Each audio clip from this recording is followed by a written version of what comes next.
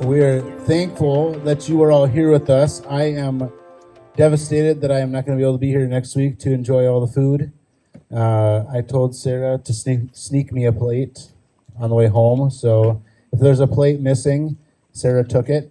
And all the kids can now go over with Pastor Sarah. If you want to, kids can go unless they want to hear me talk. All right. Well, when I was, not you, Ian, you can't go, you're not young enough. When I was a kid, I took piano lessons, and I wish I would have stuck with it. Right? You'll have those regrets as a kid that you wish you would have stuck with something. I did piano for a while, and I enjoyed it. I pretended that I was performing at a massive concert, and I would get up and I would bow in front of everybody, and then I would play whatever it was I was on my lesson for that day, and it was terrible. But I did it anyways, and then I quit. When I got into 7th grade, I did a band, and they handed out all the instruments to the kids, right? They didn't let us pick what we wanted to play, and because I was towards the end of the alphabet, T was close to trombone. And so as a little kid, and I'm not very big now, I know I appear large. When I was a kid, I was really small enough that when I was in 7th grade, when I went to wrestle, they didn't have a weight class for me because I was too little. I think you had to be over 85 pounds in 7th grade to be able to wrestle, and so I was under that, and so I was really small. And to play the trombone, to get that last note, I would have to extend my arm way out, and I'd have to go out to the side of it like this. And so I'd try to wrap my mouth around the end of the trombone and go way out like this. And after a few weeks of that, I didn't make it through the year. I decided that trombone wasn't for me. Well, one summer, I was counseling and working at a Christian camp up in northern Minnesota with Dave and Pastor Sarah.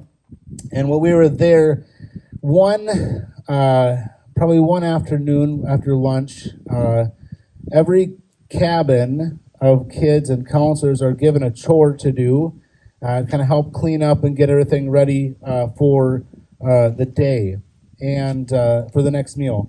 And that day of that week, my assignment for our kids was to sweep the floors. And so I started sweeping, and I had a couple other kids helping me sweep kind of from one side of the cafeteria to the other. And if you've ever tried to get 2 or 3 kids to sweep in unison the same direction, you know it's almost impossible and it's very difficult. But as I was going and I was sweeping, doing my thing, sweeping around, I bent over to pick something up. And as I bent over, I grabbed the broom like this. And as I came back up, the broom was in the spot where a guitar would be. And I realized in that moment that I was meant to play the air guitar. And so I played it. And I would that day I was kind of sweeping and playing the air guitar. Now this is an electric air guitar. It's not the acoustic, the one with the brown bristles. Those are acoustic guitars. And so I had an acoustic guitar that day, and I was just strumming away, and I realized how good I was on the air guitar as I would play throughout the rest of the day. And I found my cousin the next morning, and I said, I need to tell you something. I found out that I am incredibly gifted at the air guitar. And he said, well, as you know, I am incredibly gifted at the drums. He's actually on the real drums, all right? But he was incredibly gifted on the air drums as well. And so we decided to form a rock band. And so we played during our breaks concerts for ourselves. And we would find all these awesome songs that we would play. And then we found a friend that was very gifted on the bass. Not as good as some are on the real bass, but he was incredibly gifted on the air bass. And so we played for ourselves the next few days. And we developed this phenomenal sound, much like the Wonders. If you ever heard of the band The Wonders, we were just phenomenal. And so we found probably 4, 5, 6 songs that we could just play on our air guitar, air drums, and air bass just amazingly. And Later that day, we've been playing for all of 2 days. Phenomenal band. And as we played, we decided to talk to the camp director and ask him if he would allow us to play a mandatory concert, a sold-out mandatory concert for the campers later in the week.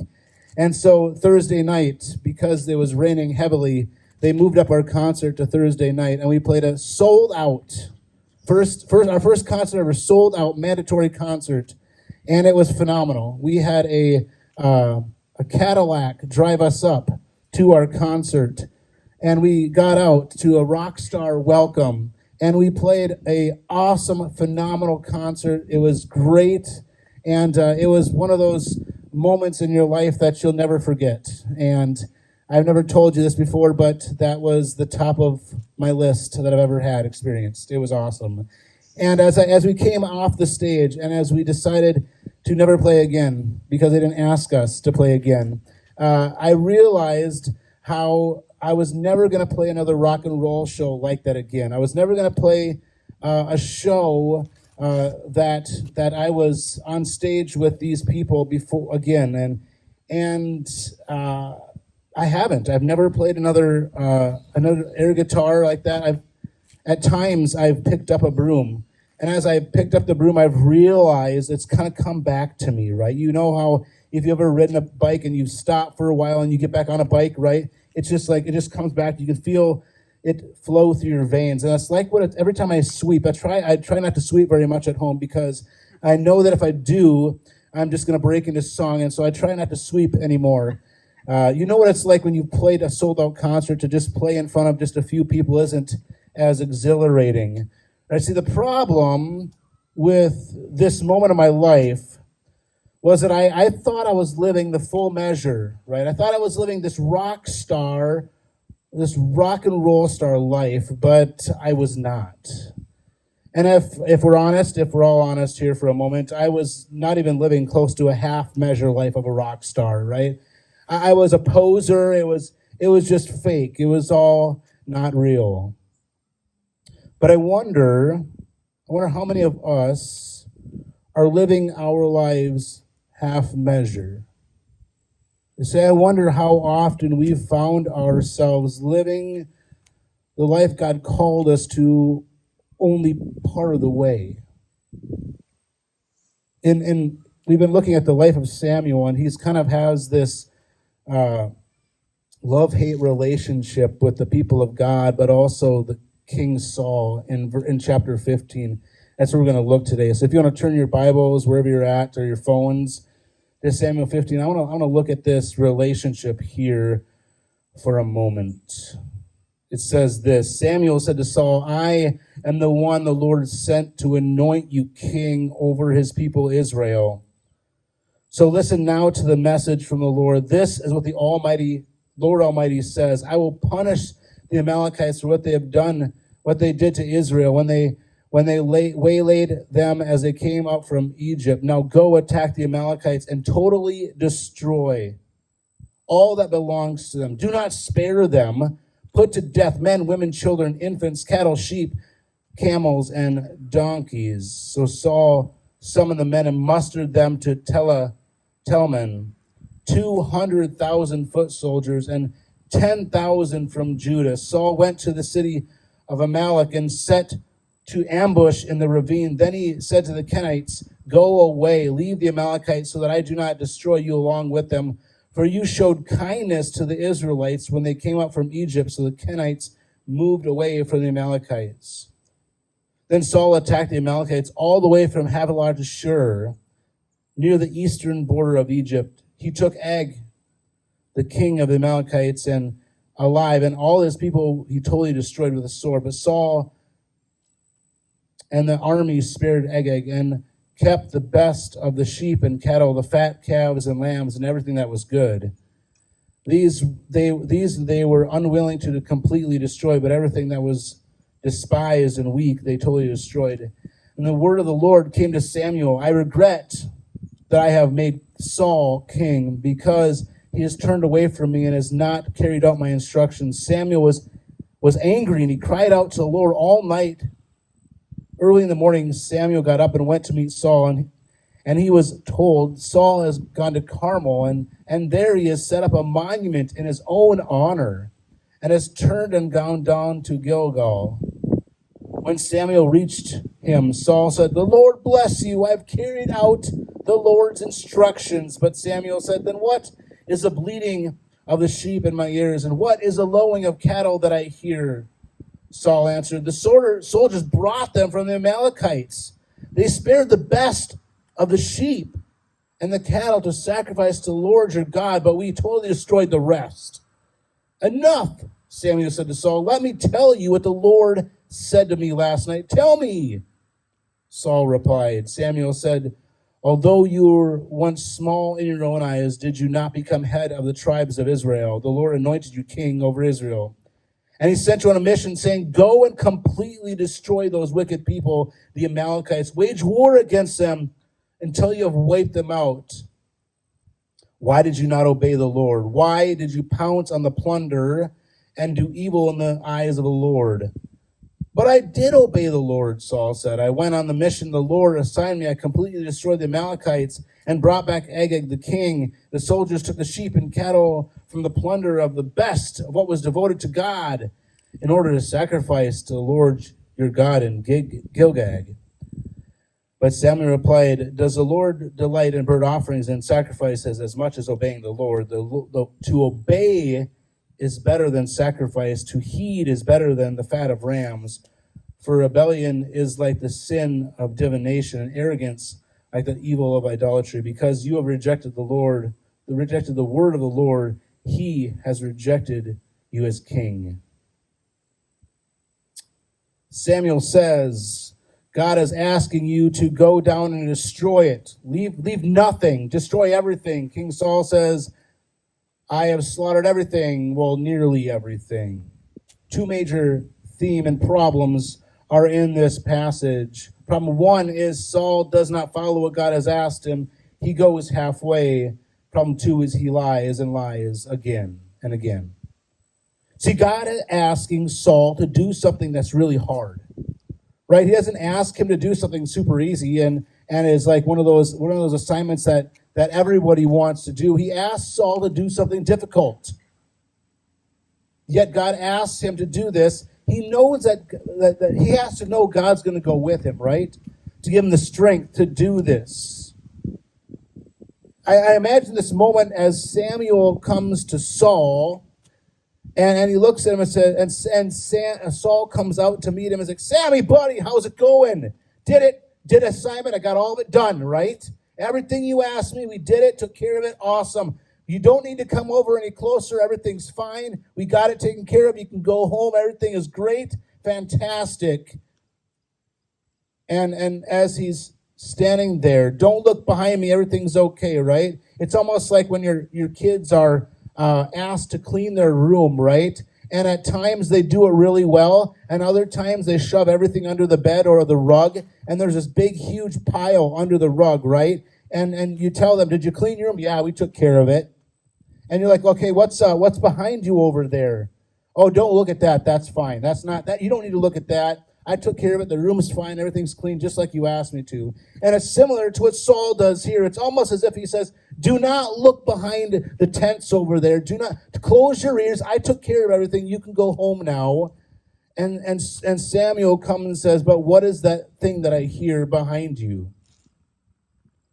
I hear you. I hear something going on. But I want to back up just a moment in the story, because did you catch what happened in verse 12? In verse 12, there's somebody from the people of Israel, one of the soldiers probably, is asked by Samuel, "Where is King Saul?" And what does he say? He has gone to Carmel, and what has he done in Carmel? He's built a monument for himself. So I wonder what those animals really were kept for.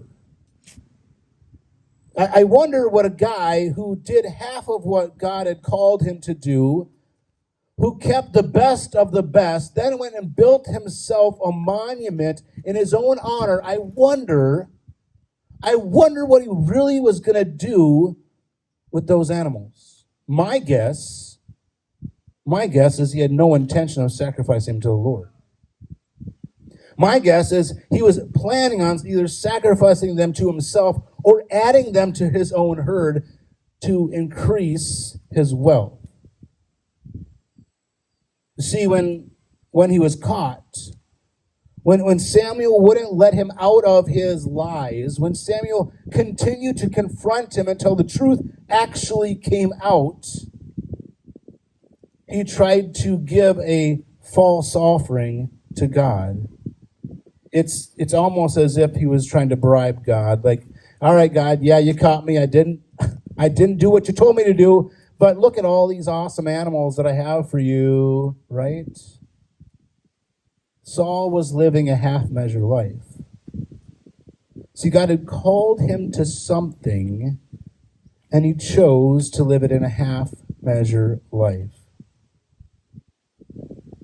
See, what does God ask of us? See, each one of us is going to be different. What God places on your heart, the assignment, the call. See, I wonder what has happened in your life and my life when God has asked of something or for something from you. See, when God places a call in your heart or on your heart or a reminder on your life, He doesn't place it on your life as a pick two option. Right? This isn't a going to Arby's and you get to pick two sandwiches of the four that you pick two menu, right? He calls you and he says, this is what I want from you. This is what I have for you. And at times we like to play the semantics game, right? Well, God, I kind of did what you asked me to do. I know that you told me not to do that, and I didn't really do it, right? I didn't go all the way over there in the sin. I didn't sin like that person over there. I know you called me to be faithful to my spouse, and I am. I haven't cheated on them. I'm just talking to that other person. See, God doesn't play the semantics game.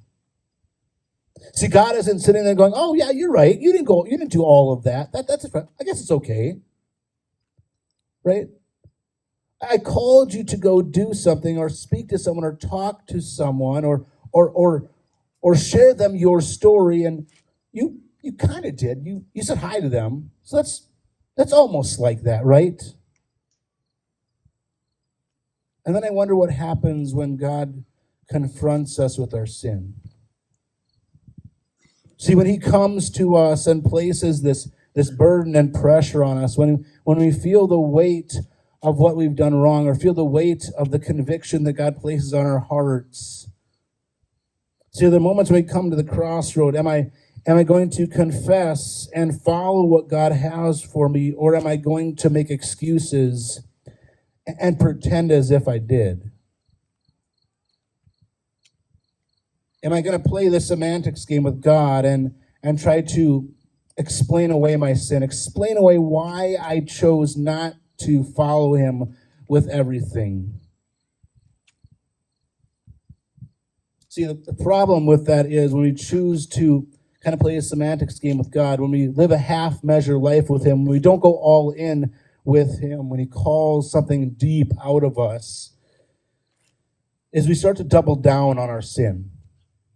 And that's what Saul does here, right? Saul is confronted with not following through with what God had called him to do, and rather than confess and be like, all right, you know what, God, you know what, Samuel, you're right. I didn't do what he asked me to do, and I sinned against God. I sinned here, and I need his forgiveness. You see, Saul doubles down in these moments. But I also notice in this story as Saul is talking with Samuel is that he continually refers to God as your God. If you read the passage in there, 3 times he refers to him as your God. The Lord your God called me to this. This is an offering to the Lord your God. And he's hiding behind this moment here. What he's doing is he's keeping God at arm's length. He's saying, your God called me to do this. I didn't do that, right? It's almost, there are times when in my life when I'll call my sister and I'll say, well, your mom called me, right? Anyone ever done that to their siblings? Hopefully my mom and my sisters don't watch this, right? Right? I'll say, well, your mom, she called me today. Or sometimes when, if the kids are ever acting up, I'll say, Sarah, your kids are in the other room, right? They're not listening right now. And it's almost what Saul is trying to do is he's saying, it's your God called me to do this. He's not my God. See, to truly live the life that God calls us to is to live the life not half measure. You see, if we're really going to live this life that God has for us, this journey, this story that he has us in, we need to be all in with him. And that changes at different times. And sometimes we need to give more of our life. God says, I know you've come a long ways, but I have something different for you now, and I need you to step in again with me. Will you step in? The Lord, your God. See, Saul had been living this life as a half-measured king for a while. And I think he is starting to be found out as a fraud. He is starting to be found out that he is not living the life. He's not following God. He's not leading the people of Israel the way he has been called to do. See, the assignment that God gave, he refused. And throughout the story here and in other stories, he sidesteps what God has called him to do. Living this half-measure life, not fully going in and living the life as the king that God has called him to be. See, God has entrusted him with a plan, and he's chosen to not live this. And back in the beginning of the passage, when Saul doesn't do what God has called him to, God says something that's interesting. He says, in the King James, it says, I repent that I ever made him king. I am sorry that I ever made him king. In this passage, it says, I regret. And so Saul has lived a life so far from what he was called to do that it actually causes God to just be repentful and sorrowful and just sorry that he even made him king.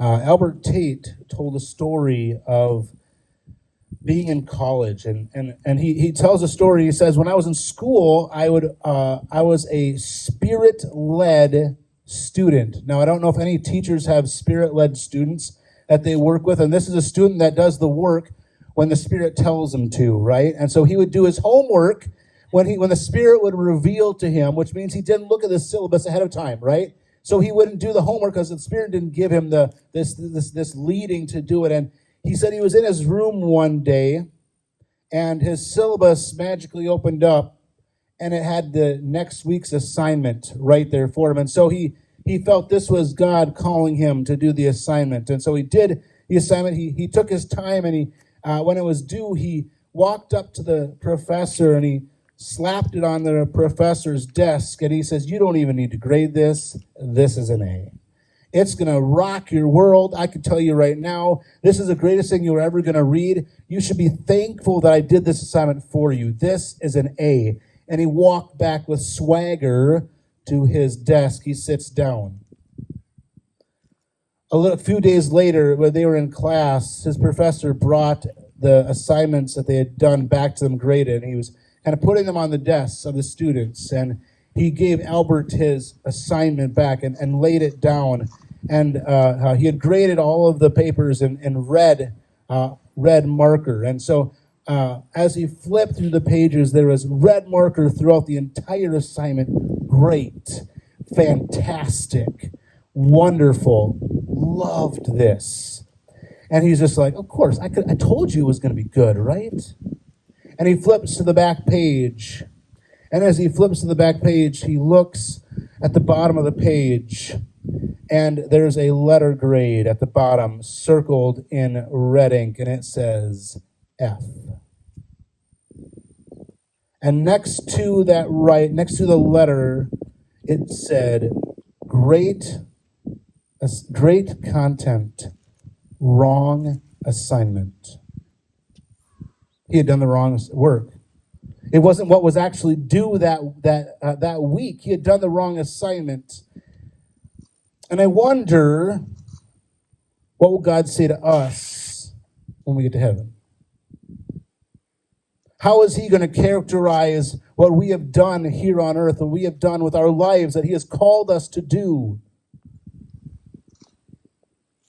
You see, he told Saul, you need to do something to the full extent that I have called you to. I need you to go full measure on this moment.